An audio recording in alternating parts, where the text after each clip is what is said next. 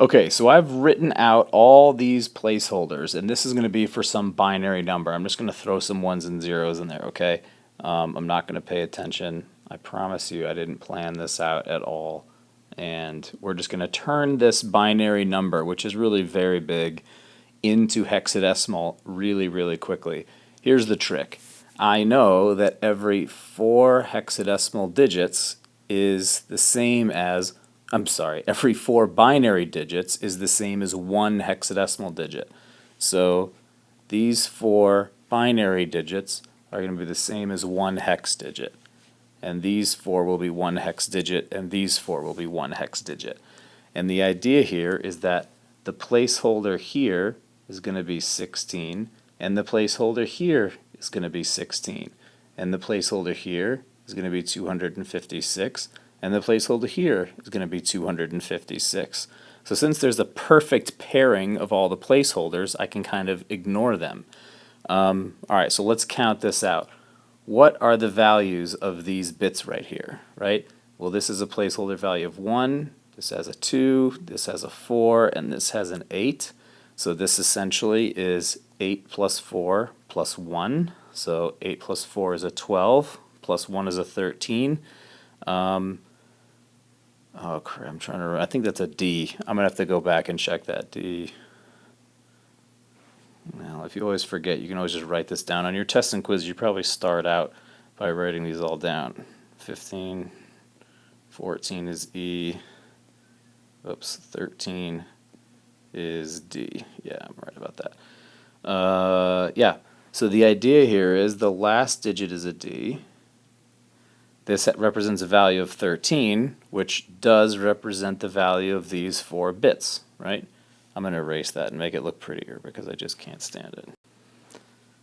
Alright, so now we're going to look at these 4 bits. This has a value of a 1, this has a value of a 2, or let me say, alright, so hold on.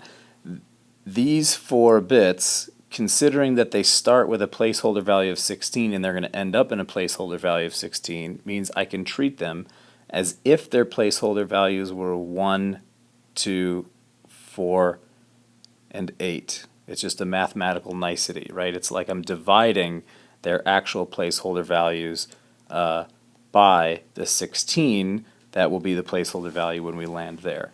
So I'm pretending that this is a 1 and I'm pretending this is a 2. I'm pretending that these 4 bits are their own binary digits. So it's a 1 plus a 2, which is a 3, so I just write a 3 in as this hexadecimal digit. Same thing here.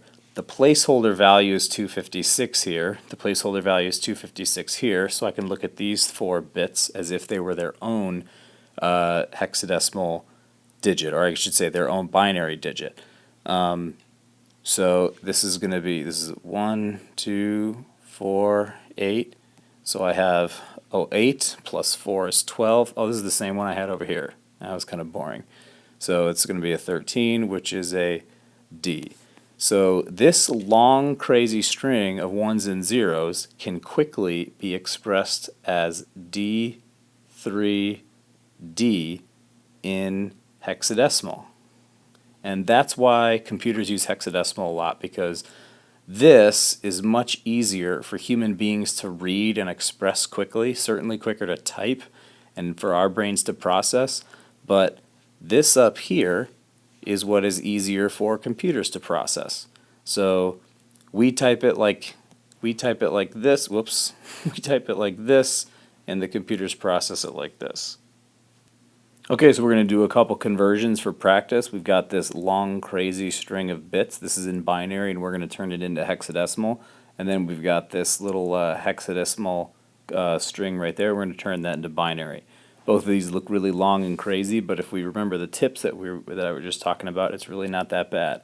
So when I'm turning this top string into hex, remember all we really want to do is split it into sets of 4, and then turn each of those, pretend that each of those is just its own little binary string. So this one is going to be 1 plus 2, let me get the laser pointer, 1 plus no 2's plus a 4 plus an 8. So that's I like going backwards here. This is 8 plus 4 is 12 plus 1 is 13. So this has a value of D. And this is a 1 plus a 2, no 4s, no 8s. So that has a value of 3. I'm putting the same ones in all the time. I can actually just, wow, my brain is clearly repeating the same things. I can actually just look and see that this code is the same as this code, so it's going to be the same, but whatever. 1 plus 2 is 3, no 4s, plus an 8 is, oh, did I do that wrong? 1 plus 2 is 3, plus an 8 is an 11. Oh, it's not the same. I must have dyslexia or something. My fault. It's not the same code. All right, so this is an 11, which is a B. Good, that's nice. Get a little bit of a variety. And here we have no 1s, no 2s, a 4, and an 8, which is a 12. And that's going to be the same as a C. And again, if you need like a code, just I'll go off to the side. Go A is 10, B is 11, C is 12. D is 13. You know, this might be the best thing, you know, if you're doing a test or a quiz, it might be the first thing you want to write on your test or quiz, just so you've got it there. Or I guess anytime you're doing a hex problem. Whoops. You should write that down. Anyway, so the answer to this is just, it's right here. That's it, CB3D. Really not that hard, right? Now that you know what you're doing. And this is what you would probably see in a computer, but it would represent this string of bits. All right, let's go to the next one. So this time it's going to actually be, I'm going to need a lot of room actually, so I'm going to erase that nonsense over there on the left. I mean on the right. So what we're going to do is we need to write out lots and lots of 1s and 0s here. I'm just going to go from left to right.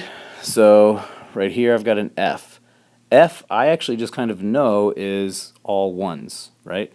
That's the largest number you can get. So we're just going to write 1, 1, 1, 1. That's my F. I'm going to put a little divider there. Now I'm going to try to do my 7.